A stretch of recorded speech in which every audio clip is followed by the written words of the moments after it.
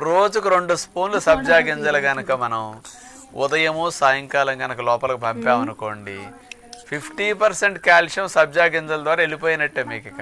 ఇక అంటే ఒక గ్లాసుడు పాలు ప్రొద్దుని త్రాగితే, లేకపోతే పావు లీటర్ పాలు తాగితే ఎంత కాల్షియం వస్తుందో, ఒక స్పూనుడు ఉదయం, ఒక స్పూనుడు సాయంకాలం సబ్జా గింజలు అంత కాల్షియం వెళ్ళిపోతుంది అనమాట.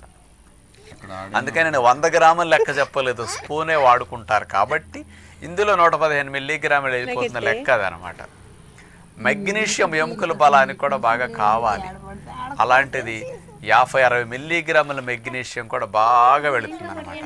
ఈ కాల్షియం మరియు మెగ్నీషియం అనేది బాగా రిచ్గా ఈ సబ్జా గింజల్లో ఉండటం వల్ల రక్తంలో ఉన్న ఆమ్లత్వాన్ని తగ్గించి క్షారత్వాన్ని బాగా పెంచి బ్లడ్ పీహెచ్ని బ్యాలెన్స్ చేస్తాయి. బ్లడ్ పీహెచ్ ఎప్పుడు క్షారంగా ఉన్నప్పుడు ఇమ్యూనిటీ చాలా యాక్టివ్ అవుతుంది అనమాట.